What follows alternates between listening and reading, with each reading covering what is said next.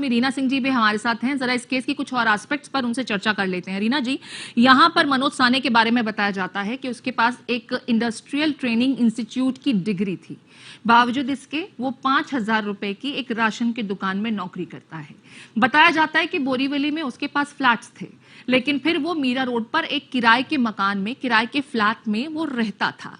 जहां पर सरस्वती उसके साथ लिव इन पार्टनर की तरह रहती थी। पुलिस को कभी कहना कि वो उसकी बेटी की तरह थी, कभी लिव इन पार्टनर की तरह रहना, कभी ये कहना कि वो उसको लेकर के बहुत पॉजिटिव थी, और फिर ये भी दलील देना कि क्योंकि मैं HIV पॉजिटिव था लिहाजा इस चीज से वो बहुत परेशान थी और उसने खुदकुशी कर ली। मैंने ये कत्ल के ना समझ लें पुलिस, इस चीज को छुपाने की नीयत से ये तमाम मैकेनिज्म अख्तियार किए। आपको लगता है कि जब इस तरह की कहानी और थ्योरी वो बता करके पुलिस को लगातार पेंच में फंसा रहा है, मामले को उलझाने की कोशिश कर रहा है, उसको बेनिफिट मिलेगा? क्योंकि अक्सर हम ये देखते हैं कि जब कोर्ट में मामले को साबित करने की कोशिश की जाती है या जब चार्जशीट दाखिल की जाती है, तो यही तमाम चीजें केस की कमजोर कड़ियों के रूप में सामने आती हैं और आरोपी उसका फायदा उठा लेता है। बिल्कुल बिल्कुल, देखिए ये बिल्कुल जब एक एविडेंसेस प्रेजेंट होते हैं ट्रायल कोर्ट के अंदर, तो सारी चीजों को कंसीडर किया जाता है कि भाई ये नॉर्मल है या नहीं, इसकी मेंटल कंडीशन कैसी है। तो वहां पे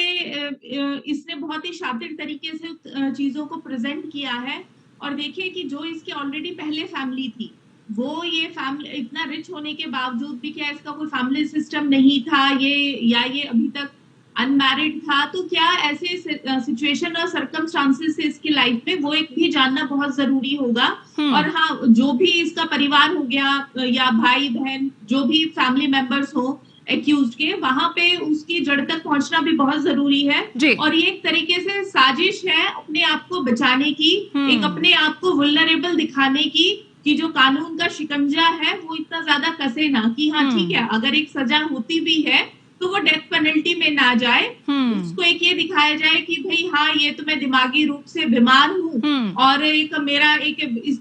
HIV पेशेंट हूँ, तो वहां पे एक जो मेडिकली उस चीज को लेकर के वो सिर्फ एक बेनिफिट लेना चाहता है कानूनी तौर पे। और जहाँ पे ये जो ऐसे क्रिमिनल्स होते हैं कि भी देखिए अगर उसकी प्रॉपर्टी थी या इंडस्ट्रियली उसके पास डिप्लोमा डिग्री थी, तो एक जाहिर सी बात है कि उसको काफी हद तक कानून की भी जानकारी थी। और जैसा कि आपने बताया कि एक बिल्कुल 5,000 की राशन की दुकान में वो नौकरी कर रहा था, तो इसका मतलब ये है कि जो उसका कॉन्फिडेंस है वो अपने आप में, वो उसका दिमागी कंडीशन वैसी नहीं थी कि वो एक सोसाइटी को फेस कर सके। और जो उसने ये ऐसा अपना घिनौना काम करा कि भाई टुकड़े करने के बाद कुकर में उसको बॉईल किया, फिर बाद में ग्राइंड किया, तो ये अपने आप में ही दिखाता है कि उसके अंदर एक जो फियर है, फियर होने के साथ साथ हमें यहाँ पे एक ये भी समझना होगा, जैसे पहले साइकेट्रिस्ट भी कह रहे थे, उनकी बात के साथ में एक ये चीज जोड़ना चाहूंगी कि जो उसकी अपब्रिंगिंग ठीक है मैम, ये सारे एस्पेक्ट तो हो गए। एक सवाल मैं चाहती हूँ और हमारे दर्शक भी जानना चाहते हैं कि लिव इन रिलेशनशिप को लेकर के फिलहाल कानून क्या कहता है और क्या सरकार इस बारे में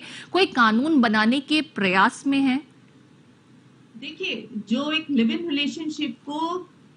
न्यायालय ने और जो हमारा कानून है, संविधान है, उसने आज की डेट में बिल्कुल एक मैरिड रिलेशन के हिसाब से रखा है कि डोमेस्टिक वायलेंस और एक 302 के अंदर जो मर्डर होते हैं उसके उसमें इसको काउंट किया जाता है। पर अब जो सबसे ज्यादा जरूरी है कि जो सरकार को करना चाहिए वो एक कॉन्स्टिट्यूशनल अमेंडमेंट लाने के बाद 497 को दोबारा से क्रिमिनलाइज किया जाए कि एक जो जनरल पब्लिक है उसके अंदर ये चीजें आए कि नहीं, आपने लिव इन रिलेशनशिप में नहीं रहना है, आपके विरुद्ध लीगल एक्शन हो सकता है। जब तक ऐसा डर नहीं होगा तो ये चीजें रुकेंगी नहीं और बढ़ती चली जाएंगी। बिल्कुल, ये डर होना चाहिए, क्योंकि जिस तरीके से अब इस तरह के मामले सामने आ रहे हैं, यहाँ पर सरकार को भी सोचना होगा कि अगर जल्द इसको वापस गंभीर